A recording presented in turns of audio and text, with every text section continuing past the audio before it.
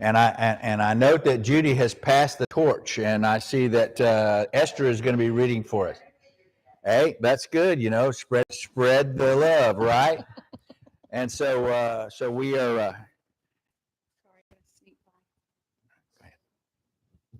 So you got it just in time. We're just about to go ahead and start our study of Chronicles, and before we do that, though, let's go ahead and go to our Heavenly Father in prayer.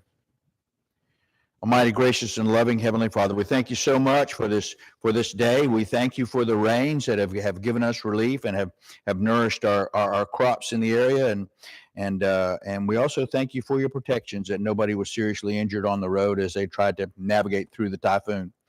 Well, we ask, Heavenly Father, that you guide us and protect us this day, and that you protect those who are traveling and on the road as they come to join us and as they come to with us and in this study, and that you guide our study through careful consideration of your words, that they may be scripturally sound and pleasing in your sight, and strengthen us in our ability to respond to your word and to share your word with the rest of the world.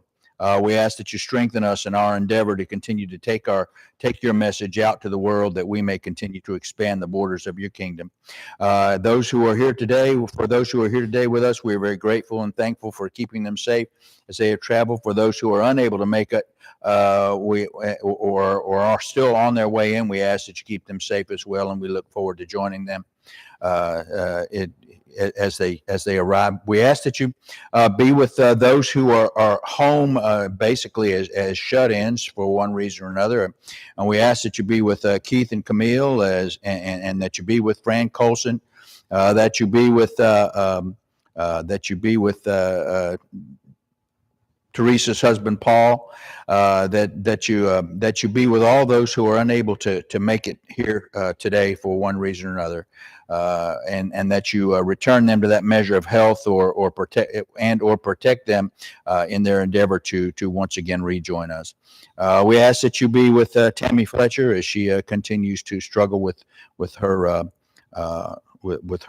lung issues. We ask that you be with Mike and Karen's daughter as she continues to struggle with her nervous issue. We ask that you be with the family of Sean Thompson as they struggle with his sudden loss. We ask that you be with those who are traveling to that service this week, and bring them safely back. We ask that you continue to be with our military personnel as they seek to support our country. We ask that you be with our leaders and we pray that they will do those things which are in accordance with your will, and if not, that something may come to their attention that may remind them once again that you indeed do rule in the affairs of men, whether we wish to acknowledge that or not. We ask that you be with our first responders and our local law enforcement personnel wherever they are, as they seek to secure our safety and our well-being in the community. We ask that you continue to be with us and bless us in everything that we do. We thank you for the gospel. We thank you for your word and the relationship that you have maintained with us. And we thank you for the Son, which you were willing to sacrifice, that we might have the opportunity to be reconciled to you. And we offer this prayer in the name of your precious Son. Amen. We are, as if memory serves me correctly, we were right to the point where we were going to address the fact that Rehoboam had a lot of wives, right? That would be 2 Chronicles 11, verse 18. And if I can find, what did I do with my pointer? I had it. I was messing with it. Oh, there it is. There it is. And so I'm going to run forward to verse 18. Give me a second here. We note, of course, that that would be it right there. Okay, there we go. 2 Chronicles 18. So we note that he had strengthened the kingdom of Judah. And I note here that for 3 years they walked in the way of David and Solomon. Okay, so that means that for 3 years they did things kind of tried at least to do things God's way. But I know that during this whole period of time, there were some things going on that God was probably not very happy with. We note here that that we start out with 2 Chronicles 11, verse 18, and Esther, I'm going to go ahead and let you read, and if you would please just read through to. Well, there's a lot of them there. Do you want to read those names? I'll let you go ahead and read them if you want, but if you'd rather, I'll go through those names. They sounded good at home. Okay, go ahead. Then I'll give it to you. Go ahead and read through verse 22, if you would, please. And Rehoboam took him Mahathla, the daughter of Jeremoth, the son of David, to wife, and Abihail, the daughter of Eliab, the son of Jesse, which bare him children. Jeus, Shemariah, and Uzam. Now I'm going to hold you up right there for a second because I want to point out some things to you as we get here so that I don't have to go roll back.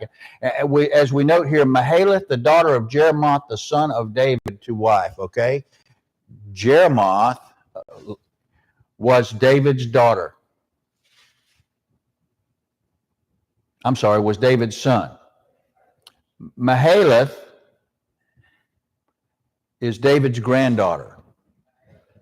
So we note here that Rehoboam, who is actually Solomon's offspring by a concubine, but still basically the half grandson of David, is now marrying the granddaughter of David. All right, so just kind of throw that out there to you, okay? And Abihail, the daughter of Eliab, the son of Jesse. Remember Eliab? Remember that whenever Samuel went and chose David from among the sons of Jesse, that Eliab was the oldest son. Okay, so we're talking about the daughter of Eliab. Now, it could very well be that this daughter of Eliab might be a granddaughter, but anyway, we note that she is a descendant of Eliab. Now, why would he do that? Okay, well, he's already got a tenuous hold or a tenuous claim to the bloodline of David. He's only a half son. He's a daughter of not a wife, but a concubine of Solomon. Okay. And so by doing this, he can consolidate or help to firm up his entitlement to the throne through his family, through his familial ties. And also I note that was actually a very common way for kings to cement relationships with other tribes and or nations, was to take a wife, okay, or to marry a child off to another chief's or king's daughter or niece or relative, close relative. And we'll see that here in just a few minutes. But I note here that this information is information that is additional to what's in Kings, okay? And all the way through verse 23, we see that there's additional information. Now, he probably got that from probably from the book of Edo. I would guess that that is one of those documents which was lost. Okay, but we see portions of it incorporated into this, into Ezra's work as he continues to read about and refer to the prophet Edo and also the Chronicles of Shemaiah as well. And so we'll see those faces once again. We'll hear those names as we go through. But as we go to the next 2 verses, please. And after her he took Micaiah, the daughter of Absalom, which bare him Abijah and Attai and Ziza and Shelomoth. Yeah, go to 22 if you would. And Rehoboam made Abijah the son of Maacah. Oh, I'm sorry. I meant to say read 21 and 22. Oh. I apologize for that. And Rehoboam loved Maacah, the daughter of Absalom, above all his wives and his concubines. For he took 18 wives and 80 concubines, and begat 28 sons and 80 daughters. And Rehoboam made Abijah Abijah, the son of Abijah, Maacah. the son of the chief, to be ruler among his brethren, for he thought to make him king. For he thought to make him king. Now, I thought I had highlighted that passage there, but I highlight Abijah, the son of Maacah. Rehoboam loved Maacah. Now, as I note this thing, I want to note that Maacah is the daughter of Absalom. Do we remember Absalom? Remember that Absalom was a half brother of David, I guess, or one of David's sons, and tried to usurp his throne. Remember, and he did so in a very dramatic and fashion by basically forcing himself upon all the concubines that David had left when he was basically forced into exile. Okay, so Absalom now is also descendant of David. Yes, ma'am. Says that she is granddaughter of Absalom. Granddaughter, yeah, okay. The daughter. Well, remember that as I had mentioned earlier before, that in all probability we talk about the daughter of Eliab. That was probably the granddaughter as well, because remember that they refer, when they say daughter, they're basically, or daughter or son. They can mean direct son, or they can mean grandson, or they can mean continual lineage at that point, okay? But basically meaning of the bloodline. But you're right, it's probably the granddaughter of Absalom that he has married. But once again, we note that he's strengthening these family ties. And of course, because the family has been available, he's developed these relationships already. And so he's taken advantage of that. As we note here, 18 wives and 60 concubines and 28 sons and 60 daughters that Rehoboam has. And this is obviously he had a thing. Now, Solomon was the same way. All right, so we note that. Okay. And Rehoboam made Abijah, the son of Maacah. Remember, he loved Abijah, the chief, to be ruler. He loved Maacah more than the others. And did we already cover that? We did. Loved Maacah, the daughter of Absalom, above all his wives and concubines. And then of course there's that note there. And so he made Abijah, the son of Maacah, the chief. Of course, we see two things going on there. God says, don't take multiple wives to yourself. Okay, God has already said that. And of course, he's violated that. He had a prior example set. All right. And then we know that he has made Abijah, the son of Maacah, the chief, and thinking to make him king. Now, that likewise is, and I don't know why I have that in two places there. I must have done that twice. But let's take you to Deuteronomy. Once again, chapter 21, where God is, through Moses, laying down all those laws of things that are supposed to be done. And he's talking about inheritance, the right of inheritance, okay, which extends to kings, I might add. And so he says, if a man have two wives, one beloved and another hated, remember the word hate means one preferred over the other one, is basically what that means, okay? Which I don't understand how in a harem, the size of that, there couldn't be a lot of hatred and deceit and subterfuge and drama going on. Boy, talk about Peyton Place. What's going on in a harem with all these people, all these women who are vying for the favor of a king who they probably in some ways despise for being playing favorites one after the other. Okay, so there's a lot of that going on. But he says, if a man have two wives and prefers one to the other, and they have both borne him children, both the preferred wife and the less preferred, and if the firstborn son be hers that was hated, okay, in other words, less preferred, inherit that which he has, that he may not take the son of the beloved firstborn of the hated, who is indeed the first. But he shall acknowledge the son of the hated for the firstborn by giving him a double portion of all that he hath, for he is the beginning of his strength. The right of the firstborn is his. So we note here that what has happened is he has taken Abijah, who is not technically the first in line for the king, and has chosen him, okay? David did that. with Solomon. Okay? So David set that precedent too himself. So we see the seeds of this man's actions are sown in the examples of his father and his grandfather. Esau gave up his rightful lineage There you go. for a bowl of soup. A bowl of soup. Yeah. Now that's idolatry. I think it's hunger.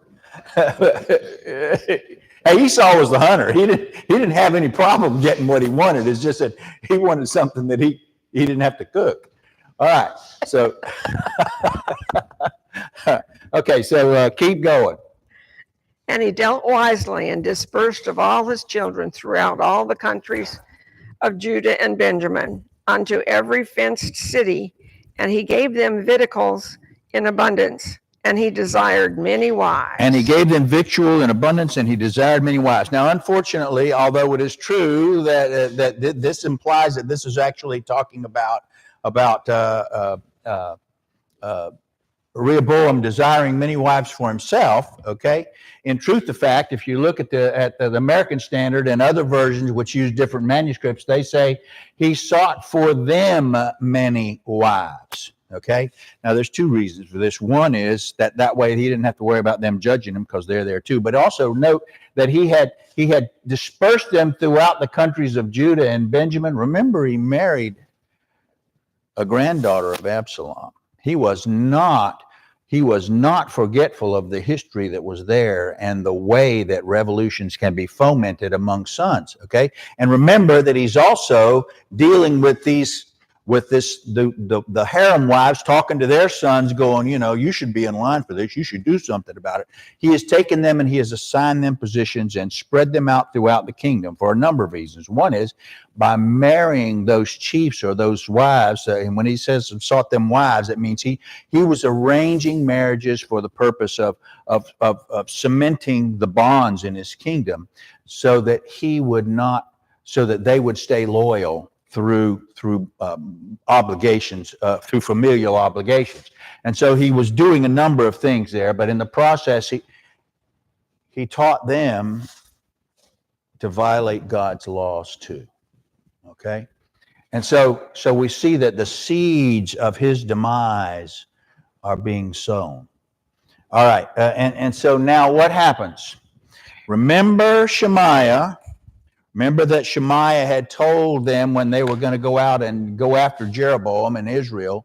Shemaiah said, this is God's will. This is the thing that is to be done. Okay? That whenever the prophet, I now do not remember, told Jeroboam that he would inherit those 10 tribes, that when Solomon got word of it, he sought Jeroboam's death, and Jeroboam fled and he went to Egypt. Who did he go to? He went to Shishak, the king, the Pharaoh of Egypt. All right. And so now we see that it's interesting to note that Shishak, Egypt, is still continuing. So because of that relationship, apparently there's some sort of an alliance that's been forged here between Israel and Egypt. And so Shishak is moving against Judah, not Israel. He's marching through the lands of the northern kingdom on his way to Judah, but he's not molesting the northern kingdom.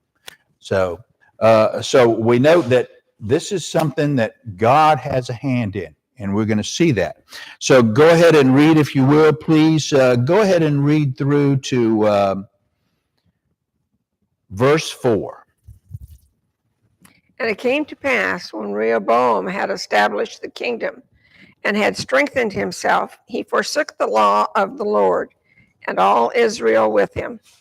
And it came to pass that in the 5th year of King Rehoboam, Shishak, king of Egypt, came up against Jerusalem, because they had transgressed against the Lord. Okay, I'm gonna stop you right there. Because they had transgressed against the Lord. That's important to note. Okay, so we see that Rehoboam had established and strengthened But then it says immediately, and maybe this should have been a split verse, but again, I wasn't the one who was splitting these verses.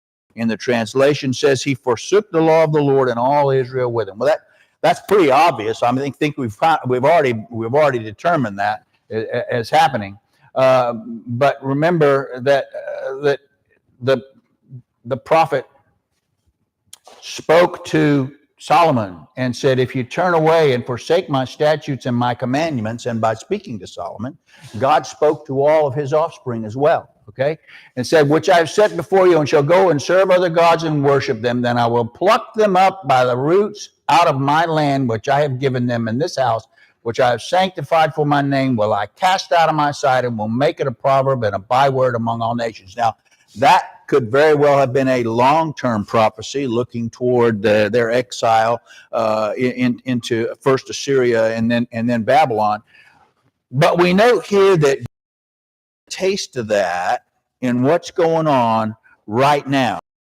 So we see that the fifth year of King Rehoboam, in his fifth year, so he had 3 years of good rule, and then he went sour. He went south. And his kingdom, the borders of his kingdom weakened. All right. Now, first off, we note that he could have stopped the revolution. He could have stopped the civil war. He could have kept the kingdom united if he'd have used his head, but he didn't. Okay. So we see now that because of his weakened situation, the king of Egypt has come up against Jerusalem. But this is not just because he's weak. It's because he's denied God's guidance, and God is waking them up. All right. So they transgressed against the Lord. And I take you back, and I note where Jeroboam had that relationship with Shishak, the king of Egypt. 1 Kings 11 ties their names together. Okay. So that we see that. But also, I want to remind you that the prophets will say over and over again that you can't trust Egypt, because they are, first off, weak alliances, and second, they will turn on you in an instant. All right? Keep that in mind as we continue to read as well. Okay, so continue on.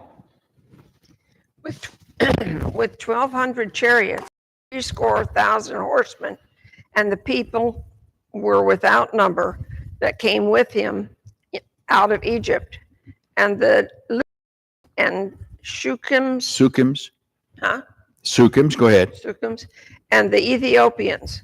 And he took the fenced cities that pertained to Judah and came to Jerusalem. Took the fenced cities that pertained to Judah and came to Jerusalem. Doesn't say anything about him invading the northern kingdom at all, does it? Okay, so I want to point out, first off, remember we talked about how, was it 4,000 chariots? Was it 40,000 chariots? If it had been 40,000 chariots, then they probably would not have attacked. Okay, because there'd have been enough chariots in Judah. Remember that all those chariots that Solomon acquired were spread out throughout the whole region. And when the civil war occurred, when the two kingdoms split, those chariots and those fortresses and warehouses and armories, they all were split up too. So now instantly, Rehoboam doesn't have what he had available as resources, but still, so we look at that, and then we see that even at 4,000 chariots, the majority of them now are in the northern kingdom, not the southern kingdom. And when they went to try to consolidate all that, God, through Shemaiah, said no. Okay? So, now we see that Shishak has come up, and of course we're told here that this is God's doing, okay? And they took the fenced cities that pertain to Judah and approached Jerusalem, came to Jerusalem. They've not invaded Jerusalem yet, okay? But they're there. They're at the gates, all right? And we've seen that God has punished and then protected on more than one occasion. And we'll note that as we go on, as we progress into history, that God does the same thing with the Assyrians. 180,000. He only killed 180,000 Assyrians to send them home. But you'll see a lot more bloodshed and a lot more death going on here shortly. Okay, so he took the fenced cities which pertained to Jerusalem and came to Judah, came to Jerusalem, and then here's Shemaiah again standing there saying, God told you this was going to happen. Go ahead. Then came Shemaiah, the prophet of Rehoboam, and to the princes of Judah that were gathered together in Jerusalem because of Shishak, and said unto them, Thus saith the Lord, Ye have forsaken me, and therefore have I also left you in the hand of Shishak. Now, I've got this up here, and I want you to consider something here, okay? Off. Remember Zedekiah, when he got caught sneaking out of Jerusalem by the Babylonians, deserting his people, okay? Now we see the princes of Judah. Who are we talking about here? We're talking about Rehoboam's sons, who he has put in charge of all these local areas, okay? Who are now being invaded by Shishak and the Egyptians, a mighty army. And these men are not fighting. They are deserting their people and running back to daddy in Jerusalem. Okay? Now, so that's what we've got here. That's why they're gathered together in Jerusalem. They have left their people and have come to Jerusalem seeking shelter and safety for themselves. All right? Okay. So now, continuing on. Whereupon the princes of Israel and the king humbled themselves, and they said, The Lord is righteous. And when the Lord saw that they humbled themselves, the word of the Lord came to Shemaiah, saying, They have humbled, therefore I will not destroy them, but I will grant them some deliverance. My wrath shall not be poured out upon Jerusalem by the hand of Shishak. Note that Shishak came up to the city, but he did not invade the city, okay? But I also note that the word is not total deliverance. The word is some deliverance. I will not destroy them, but I will grant them some deliverance, okay? And why? Because they humbled themselves, okay? Remember that there was that we talked about, I'm struggling to think of his name. The king that prayed with Elijah, I think it was, for deliverance. No, I prayed with Isaiah for deliverance. And the Assyrians were killed on the battlefield. They died in their sleep, literally. They said they woke up dead. I don't know how you do that, but 185,000 died out of that camp. And then when the king of Assyria went back home, his sons murdered him because he was in a weakened position. All right? Because he had lost the battle and come home basically with his tail between his legs, and they took advantage of it and they took him out. Okay? At night. There you go. And the ones that were left, and they left all of their equipment and bailed out. They ran back. Okay? They were terrified. Well, I kind of would have been too, you know? All right. So they see that they prayed that to God, and God saw that they were humbled. And, you know, we've seen this cycle before. The whole entire book of Judges was about this cycle of departure and being beset, and then repenting, and then being saved and going back to it again. So we still see this cycle going on. So they've gone to God. They've prayed to God. They're not too far disposed or too far from losing from their righteous behavior the first 3 years yet. But we see that now they've got that lesson, and so he says, I will grant them some deliverance, and Shishak will not invade. Okay? But why? Continue on. Nevertheless, they shall be his servants, that they may know my service and the service of the kingdoms of the countries. So Shishak, king of Egypt, came up against Jerusalem, took away the treasures of the house of the Lord and the treasures of the king's house, He took all. He carried away also the shields of gold which Solomon had made. You remember all of that wealth, the conspicuous show of wealth that Solomon had built up at the expense of basically enslaving his people, okay? And enslaving other countries who pretty quickly deserted him as soon as, he lost power. And all this happened. Well, and now all of a sudden, not only is the kingdom divided, but all of that income that they were basically forcing from all the other nations around them has stopped. Okay, and so we see that either by paying tribute, because remember that's kind of what the word servant means here, and so he says, nevertheless they shall be as servants. And then when they say they may know my service and the service of the kingdoms of the countries, that means that they will compare. They say now they'll compare and decide who they'd rather serve. Would they rather serve me, or would they rather serve other kings? Because if they don't serve me, then the kings are going to take over and they're going to have to deal with them anyway. Okay, so it's either serve me or lose your kingdom. That's basically the options that are given to him here. So we see that either because there's no indication really that he entered the city.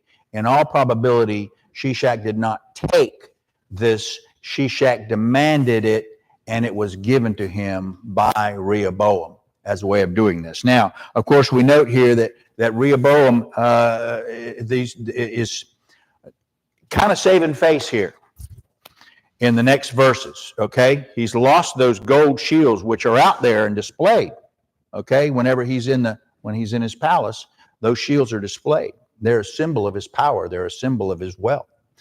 They're gone. So now you've got a bunch of soldiers who are basically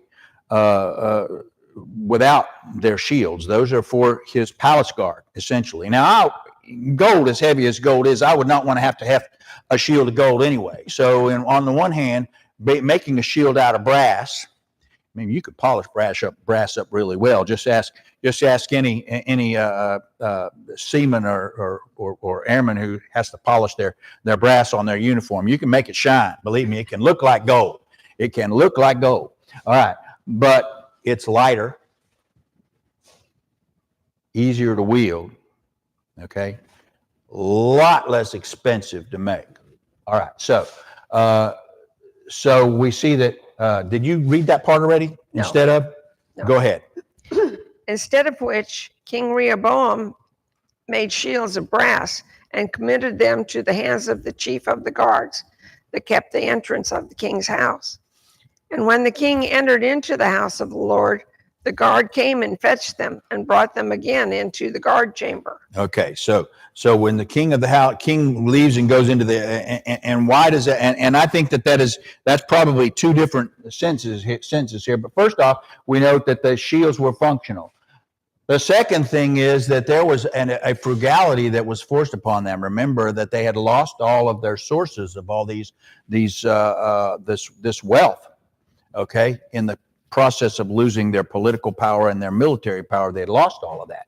So now they can make these shields of brass is all they can do. And so it is necessary that they have those because the guards have to be able to protect and therefore to fight. So they got to have them. And so it became a representative of the frugality as a result of the lost wealth which they had suffered. Okay. So now he's lost his kingdom and now he's lost his wealth. Okay. We've got a king who is basically a poor man at this point. All right. So, but we note here that as often as a king entered into the house of Jehovah, so that means the king's palace to the temple. When he went, he had to be accompanied by his guard. He had to have a security detail. So they would draw these shields. They would use them for protection. Okay.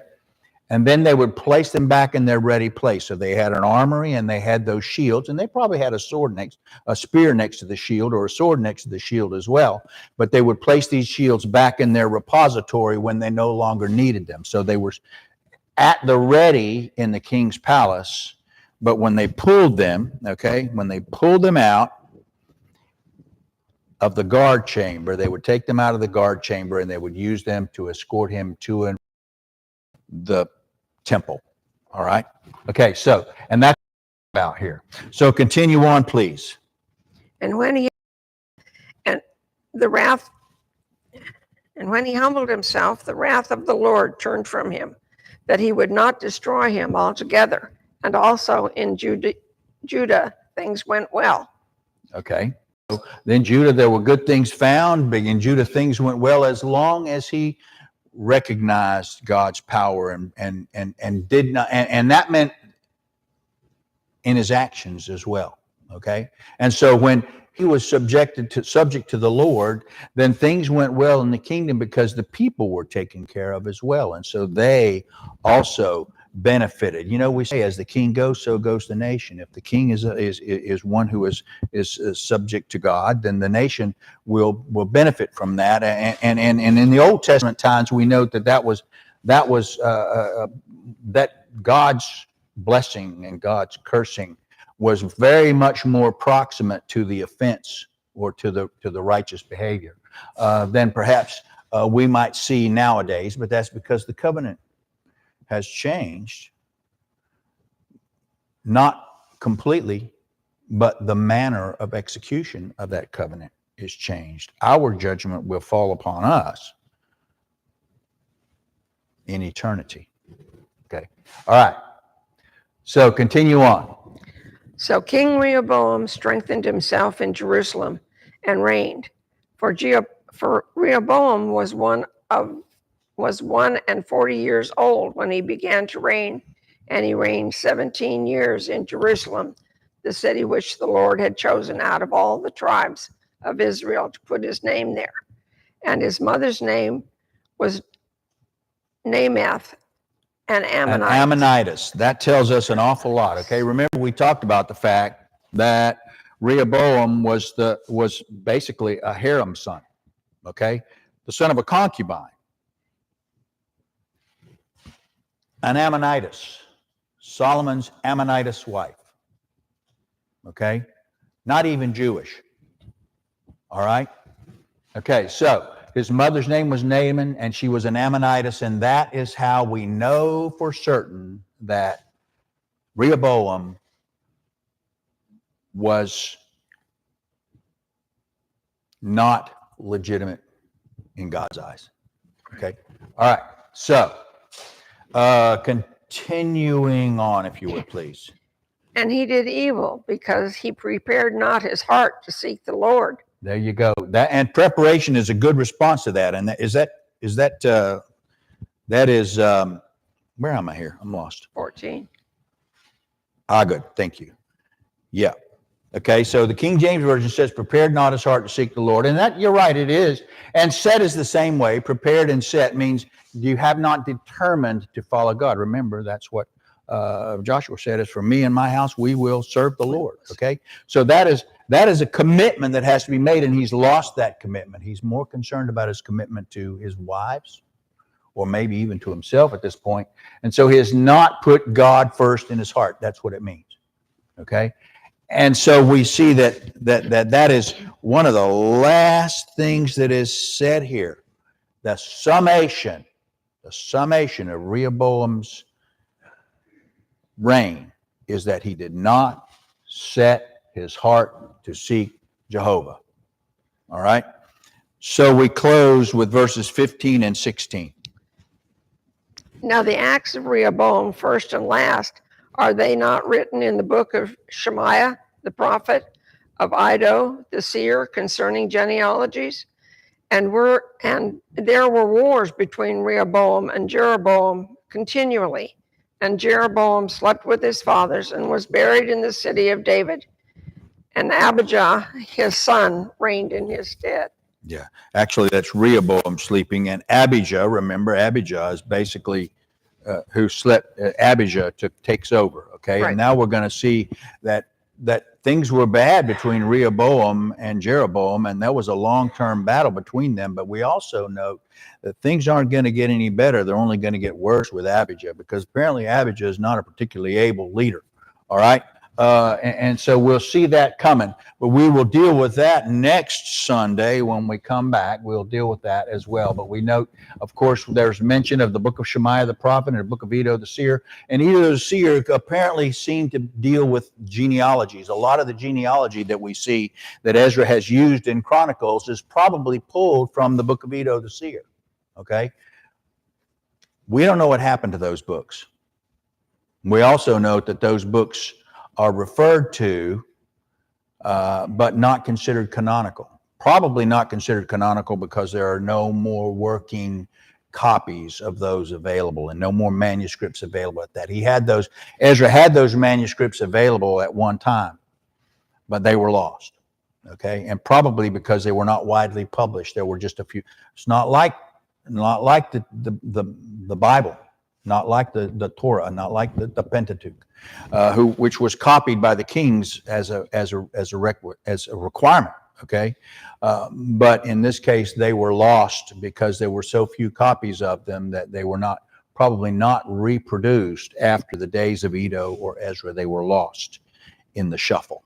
Okay, so but that having been said, we note that these works were sanctioned by God, or they would not have been incorporated into the documents, into the writings and the work of Ezra. And I don't believe it's a mistake that Chronicles and the book of Ezra are right next to each other. They're almost like a continuation, if you will. Okay? All right, so are there any comments or questions at this point? Thank you, everybody. We'll be back at the top of the hour for our service.